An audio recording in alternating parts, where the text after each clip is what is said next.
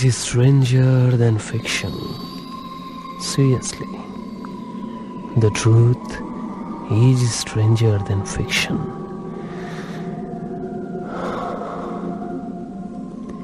জীবনে চলার পথে এমন অনেক ঘটনা ঘটে আপনার সঙ্গে যার ব্যাখ্যা বিজ্ঞান কখনো দিতে পারেনি। এমন অনেক কিছুই আপনি চোখের সামনে দেখেন যে হয়তো বাস্তব চোখে মেলে তাকিয়ে কখনো দেখেননি। এমন অনেক ভয়ঙ্কর সময় আপনার সামনে আসে যা আপনি কোনোদিন চাননি। সেই সকল অব্যক্ত ঘটনা, সেই সকল মুহূর্ত নিয়ে প্রতি শনিবারের আয়োজন the horror segment, the unbelievable truth. Welcome to the world of ghost.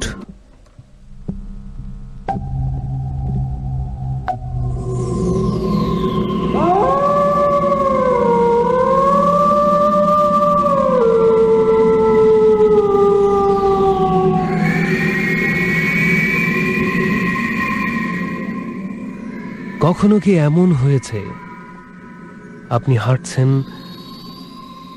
হঠাৎ করেই মনে হলো পেছনে কি যেন হাঁটছে আপনার সঙ্গে, ছম ছম পায়ের শব্দ। আপনি আতকে উঠে পেছনে তাকালেন, কিন্তু কই, কিছু তো নেই। আবারও হাঁটছেন আপনি, ছম ছম। কখনো কি এমন হয়েছে আপনি একা ঘরে বসে আছেন, পাশের ঘরের চেয়ারটা হঠাৎ করে নড়ে উঠল, মনে হলো এই মাত্র কেউ সেখানে বসেছে। খট খট খট খট করে শব্দ হচ্ছে পাশের ঘরে, কিন্তু ঘরে তো কেউ নেই। তাহলে কে নাড়াচ্ছে ওই চেয়ারটা? নিকষ কালো রাতে আপনি হয়তো আপন মনে কোনো বই নিয়ে নিমগ্ন রয়েছেন। ধরাম করে খুলে গেল আপনার পাশের জানালাটা, মনে হলো কেউ হ্যাচকা টানে খুলে নিয়েছে জানালাটা। কিন্তু কে? কোনো মানুষের অস্তিত্ব তো সেখানে নেই। তাহলে কেন হয় এমনটা? কেন কেন? এসব প্রশ্নের জবাব না তো কখনো কেউ দিতে পেরেছে, না কখনো দিতে পারবে। আজকে যে চিঠিটা আমি আপনাদের পড়ে শোনাচ্ছি, পাঠিয়েছে বন্ধুটির নাম হচ্ছে সোলাইমান। নোয়াখালীর কোম্পানিগঞ্জ এলাকায় ঘটে যাওয়া তার জীবনের একটি ঘটনা নিয়ে সে লিখে পাঠিয়েছে এই ঘটনাটি। তার চিঠি থেকেই পড়ছি। ভাইয়া, কেমন আছেন? প্রতি শনিবারে আপনার এই অনুষ্ঠানটি আমরা সবাই মিলে শুনি। আমার জীবনেও একটি ঘটনা ঘটে গেছে, যদিও ঘটনাটা খুব অল্প সময়ের। বলি বলি করে আজও বলা হয়নি, তাই আজই প্রথম লিখলাম। আমরা সপরিবারে ঢাকায় থাকি। বেগমগঞ্জ আমার দাদুর বাড়ি। খুব ছোটবেলার ঘটনা এটা। আমি তখন ক্লাস 2তে পড়ি। সেবার ঈদের ছুটিতে সবাই মিলে দাদু বাড়ি গিয়েছিলাম। আমার দাদি অনেক কামেল লোক ছিলেন। 5 ওয়াক্ত নামাজ পড়তেন এবং ধর্ম সম্পর্কে তার বিশদ জ্ঞান রয়েছিল। দাদু বাড়িতে আমরা খুব কম যেতাম, 2 বছর 3 বছরে একবার। শেষ কবে গিয়েছিলাম তখন আর মনে নেই। তখন আমি ক্লাস 2তে পড়ি। ওই বয়সে সবাই মিলে দাদু বাড়িতে যাই। তখন ছিল বর্ষাকাল। সকাল থেকেই টুপটাপ টুপটাপ বৃষ্টি ঝরছে। আমরা দাদু বাড়িতে গিয়ে পৌঁছলাম তখন প্রায় বিকেল গড়িয়ে সন্ধ্যা। দাদু বাড়িতে বিশাল পুরনো একটা তেঁতুল গাছ ছিল। দেখলাম দাদু খুব পরিষ্কার পরিচ্ছন্ন করে তেঁতুল গাছের গুড়িটা বাধাই করা আছে। তেঁতুল খাবার শখ ছোটবেলা থেকেই আমার প্রচুর ছিল। গিয়েই বায়না ধরলাম তেঁতুল পেরে দিতে হবে। কিন্তু দাদির কড়া নির্দেশ, সন্ধ্যার পর যেন কেউ তেঁতুল গাছতলায় না যায়। সেখানে দেখলাম প্রদীপ জ্বালানো হয়েছে এবং খুব সুন্দর করে বাধাই করা তেঁতুল গাছটার গুড়ি দেখেই ছোটবেলার মন ইচ্ছে করলো সেখানে গিয়ে একটু খেলাধুলা করতে। কিন্তু দাদুর শাসনে আর সেখানে যাওয়া হয়নি। সকাল সকাল সবাই ঘুমিয়ে পড়লাম। ঘুমের মধ্যে খুব আজব আজব কিছু স্বপ্ন দেখলাম। পরদিন সকালে ঘুম ভেঙে উঠেই পাড়ার যত ছেলেপুলে ছিল সব চলে আসে আমাদের বাড়িতে। যথারীতি সবাই মিলে হই হুল্লোড় করে মাতিয়ে রাখি পুরোটা সময়। দুপুরবেলা সবাই মিলে যাই নদীতে মাছ ধরতে। মাছ টাছ ধরে তারপর আসি বাড়ি। খেতে খেতে আবারও সেই বিকেল। একটুখানি ঘুমিয়ে নেই, কারণ মার প্রচুর শাসন ছিল, ঘুমাতেই হবে। ঘুম থেকে যখন ভেঙে উঠেই তখন প্রায় সন্ধ্যা হয়ে গেছে। অনেক বাড়িতেই তখন বাতি জ্বালানো হয়ে গেছে। প্রচন্ড চাপ অনুভব করলাম তলপেটে। আমাদের বাড়ি থেকে বাথরুমটা ছিল বেশ খানিকটা দূরে। গ্রামে এমনটাই হয়, বাড়ির ভেতরে বাথরুম রাখা হয় না। অত দূর যাব ভেবেই মাথা চক্কর খেলো। ভাবলাম তেঁতুল গাছের তলাতেই কাজ সেরে ফেলি। কাউকে কিছু না জানিয়ে তেঁতুল গাছ তলাতেই কাজ সেরে ফেললাম। আর ঘটনা শুরু এখান থেকেই।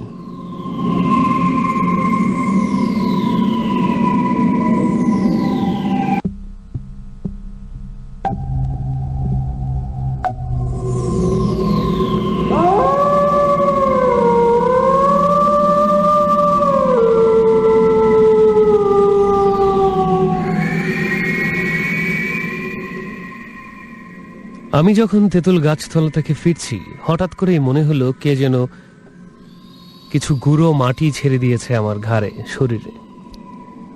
হঠাৎ করেই ভেতরটা কেমন যেন কেঁপে উঠল। গায়ের প্রত্যেকটা পশম দাঁড়িয়ে গেল। আমি ভাবলাম নিশ্চয়ই পাড়ার কোনো ছেলে দুষ্টুমি করে বালি মেরেছে। চিৎকার চেঁচামেচি শুরু করলাম ওখানে দাঁড়িয়ে। ততক্ষণে বাসা থেকে বের হয়ে এসছে আমার ছোট কাকা। বলল, কিরে, এইখানে কি করিস? আমি বললাম, কে যেন বালি মেরেছে। কাকা বলল, হবে তোর কোনো বন্ধু বান্ধব, চল ঘরে চল।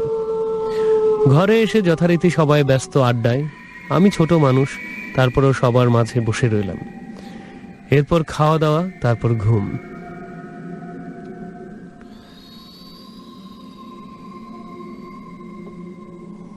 তখনও বৃষ্টি ঝরছে টুপ টাপ টুপ টাপ করে। হঠাৎ করেই আমার কেমন যেন শরীর গরম হতে লাগলো। মা হাত দিয়ে বলল, নিশ্চয়ই জ্বর আসছে। একটা কাঁথা নামিয়ে দেয়া হলো আমাকে। যেই ঘরটাতে আমি শুয়েছি, আমার সঙ্গে ছোট মামা আর আমার দুটো কাজিন ছিল। কাজিন দুটো নিচে শুয়েছে, খাটে শুয়েছিলাম আমি আর আমার ছোট মামা। আমারও নিচেই জায়গা হতো, কিন্তু জ্বরের কারণেই হয়তো সেদিন খাটে শুতে দেয়া হয়েছিল। রাত বাড়তে লাগলো, সঙ্গে আমার জ্বরও বাড়তে লাগলো। মনে হচ্ছিল হয়তো কোনো শীতের মৌসুমে আছি। মাঘ মাসের মতো এত ঠান্ডা লাগতে লাগলো আমার সেই মুহূর্তে। টিনের চালায় তখনও বৃষ্টির ফোঁটা পড়ছে, টপ টপ টপ করে।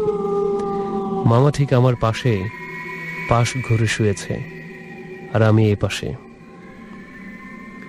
রাত তখন 12টা বা তারও বেশি। হঠাৎ করে হু হু করে বাতাস ঢুকতে লাগলো ঘরের ভেতর।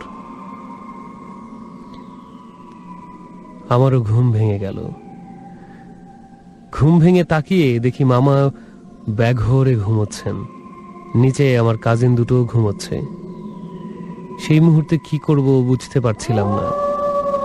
একবার ভাবলাম মাকে ডাক দেই, পরে ভাবলাম না, ঘুমিয়ে যাই। আবারও তলপেটে কেমন যেন চাপ অনুভব করতে লাগলাম।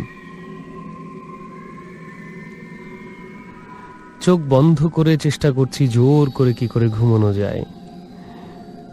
হঠাৎ করেই মনে হলো এমন ঠান্ডা একটা অনুভূতি, মনে হচ্ছিল আমার পাশে কেউ একখণ্ড বরফ রেখে দিয়েছে। কেমন একটা শীতল ভয় আমার ভিতর ভর করলো। মেরুদণ্ড দিয়ে একটা শীতল স্রোত নিচে বয়ে গেল। এত ঠান্ডা কেন পাশে? মনে হচ্ছিল কাঁথার নিচে কেউ এক টুকরো বরফ রেখে দিয়েছে। আমি পরিষ্কার অনুভব করছিলাম সেই ঠান্ডা সে আমার গায়ে লাগছে। একবার ভাবলাম হাত দিয়ে দেখি, কিন্তু ততক্ষণে ভয়ে আমার আত্মা খাঁচা ছাড়া। অন্ধকার তখন পুরো ঘরে আরো গুমোট বেঁধে রয়েছে। ভালো করে মামাকেও দেখতে পাচ্ছি না। যতদূর মনে হলো খাটের একেবারে শেষ প্রান্তে মামা শুয়ে আছেন। মাঝখানে বিশাল একটা জায়গা ফাঁকা, আমি এই প্রান্তে, আর ঠিক মাঝখানটিতে সেই বরফ শীতল বস্তুটি।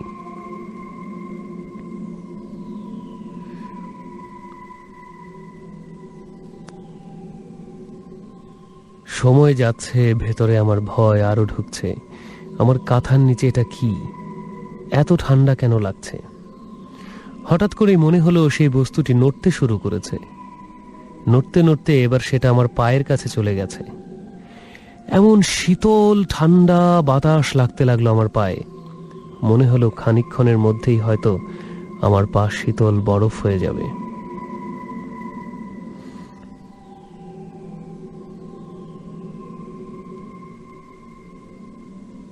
এবার সেই বস্তুটি আস্তে আস্তে আমার পায়ে স্পর্শ করতে লাগলো। নিজেকে আর ধরে রাখতে পারলাম না। এক হ্যাচকা টানে সরিয়ে ফেললাম কাঁথা। এরপর যা দেখলাম তা আজও আমি ভুলতে পারিনি, আজও না।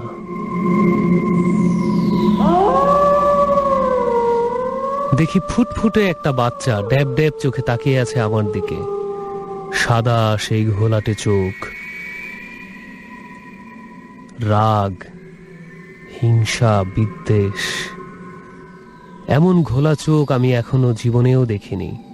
ছোট্ট একটা বাচ্চা, সাদা তার গা, কখনো নীল হয়ে যাচ্ছে, কখনো সাদা হয়ে যাচ্ছে, আর সাদা ঘোলাটে চোখ নিয়ে তাকিয়ে আছে আমার দিকে।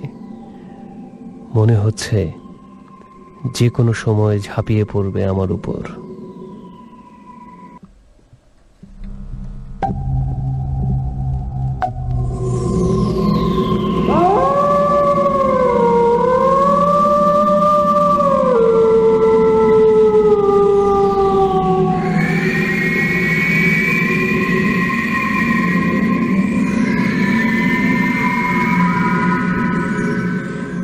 এর পরের ঘটনা অনেক দ্রুত ঘটতে থাকে, কারণ তারপর কি হয়েছিল তা আমি আজও জানি না। যখন আমার জ্ঞান ফিরে তখন প্রায় দুপুর। আমার গায়ে তখন 105 ডিগ্রি জ্বর। ডাক্তার এসে দেখে গেলেন, অনেক ওষুধপত্র দেয়া হলো, কিছুতেই কোনো কাজ হচ্ছে না। হঠাৎ করে দাদি কি মনে করে যেন আমার মাথার পাশে এসে বসলেন। বললেন, তুমি কি কিছু করছিলা? ভয়ে ভয়ে তখন সেদিন সন্ধ্যার কথা বলে দেই। শুনে এমন মনে হয়েছিল যেন বাজ পড়েছে দাদির মাথায়। পুরো বাড়ি দাদি মাথায় তুলে ফেলেন।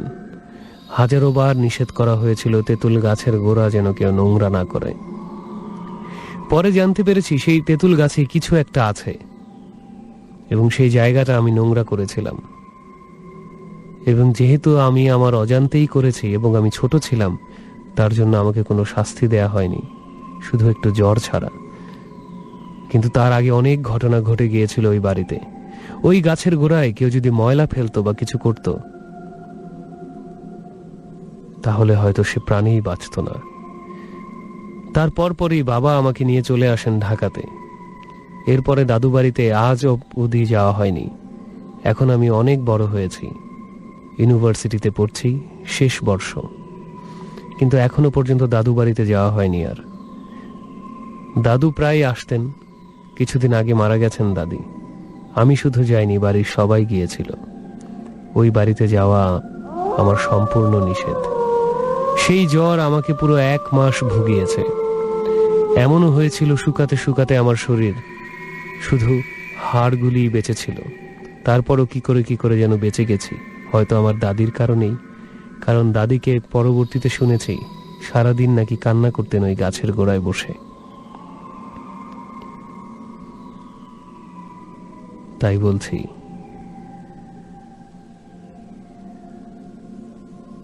কখনো না জেনে এমন কিছু করতে হয় না যাতে জীবনই যাওয়ার উপক্রম হয়। সেই গাছটা আজও আছে আমাদের দাদু বাড়িতে, কিন্তু আমি আর কখনো যাইনি, কখনো না,